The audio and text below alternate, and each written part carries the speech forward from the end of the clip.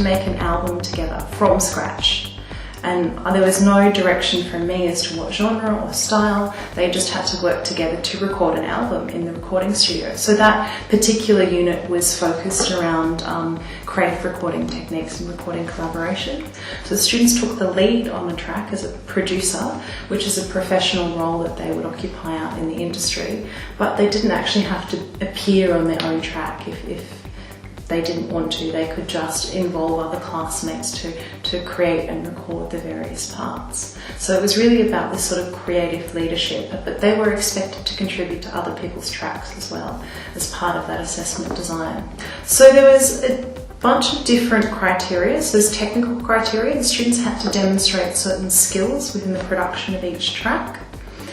They also had to demonstrate certain creative skills, so how the track was arranged and structured, how it was mixed and produced, what the overall sound was and emotional impact of that, the originality of the track in relation to the genre that they're working in. But they were also had to fulfill a written evaluation template. So we gave them a set of questions that equaled about 1,200 words, where they had to reflect upon their contribution to other students' tracks, their role as producer on their own track and the contributions that other students made. And they also had to do an assessment and evaluation of the overall album that was produced in class.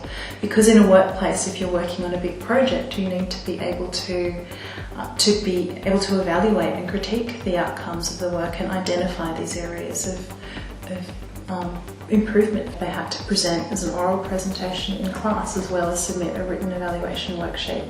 And that overall assessment, I think it was worth maybe 50% of the course, but it had multiple components and it was worked on across 12 weeks of the semester. Well, the flipped classroom is pretty important to these courses because we only have a very limited amount of teaching contact. It's 2 hours per week.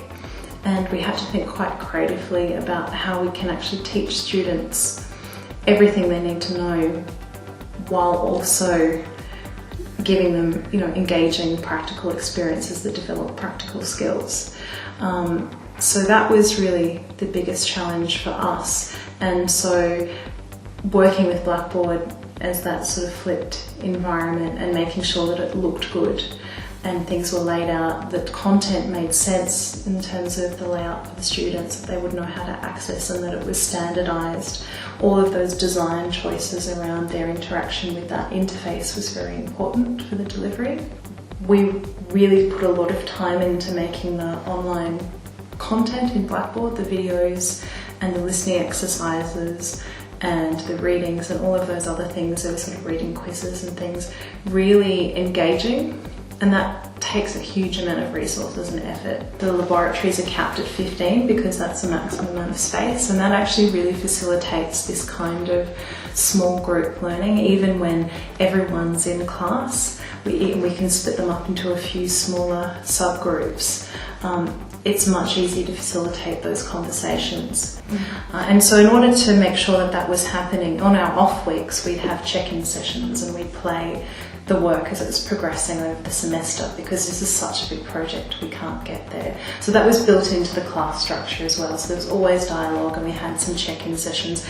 Who needs a singer? Okay, who can play keyboards for this part? Someone's not so good at producing beats or mixing in this way, so let's fold in those students. And it was just really about, from the kind of lecturer, course coordinator point of view, facilitating that conversations in the class and listening to people and finding ways for their peers to support them during that process. Yeah, so we've had some issues with timetabling and just things like giving students access to the studio and to the computer labs where they can do this work and have that kind of collaborative space has been very labour intensive, and so we looked at a software platform based solution in order to enable that to happen. So there was this organisational kinds of problems.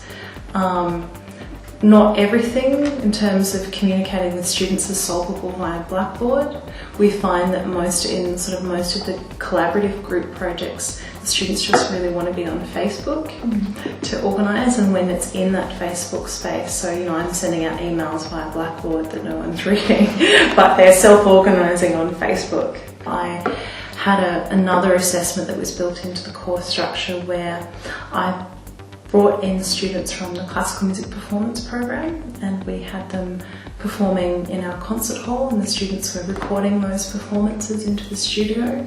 So learning how to set up the microphones, how to troubleshoot the sessions, how to work with the equipment that they have access to in the studio. So that experience of assessment took a lot of planning to get together and to coordinate and to organise, but that was key to give them the skills necessary to complete the major project. So you can see the students doing the work in front of you, you're there to solve questions, you know it's their work, and you get a real sense of their voice in the way that the assessments are structured. So really orienting the class around the laboratories and work towards the album. You know what students are doing and you know it progressively. So there's not really a chance or an opportunity for them to commit misconduct in that kind of context. There is opportunities for them to collaborate outside of class time, particularly on work towards their major project. It's encouraged, in fact, but they have to explain how they've done things at various stages. And we have to see the track get built over time, or the work that they're doing, it has to be done progressively. So that is a good prevention. But also enabling the assessment to be creative in a way that's meaningful to the student. There isn't really an incentive to collude with other students or commit plagiarism in that sense, because the outcome is something that they've made and something that represents them. And so, I mean, it might be much more tricky in something that's not oriented around a creative practice, to design an assessment where the students feel that level of investment and ownership. But in my area, it's pretty easy. It wouldn't make sense for a student to get someone else to write their track for them.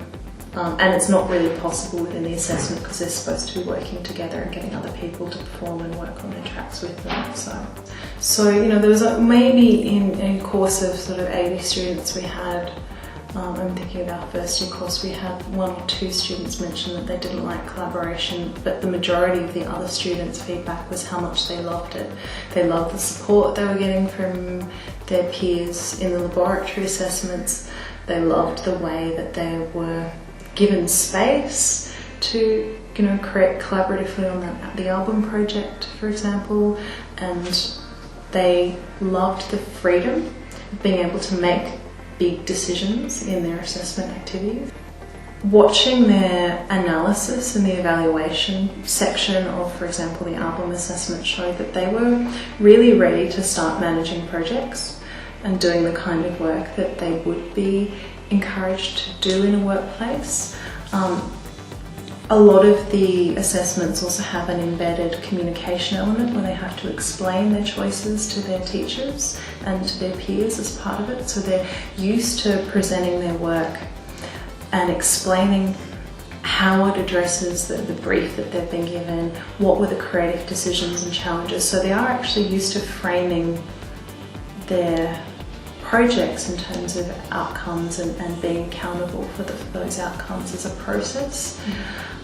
So I think that's particularly good at building employability through, and I think possibly just the comments that have come back in student feedback about how much more confident they feel suggests that they'll be more confident going out into the workforce with a range of skills. And I think that confidence is there because they've been allowed to be both collaborative and independent in their approach to their learning.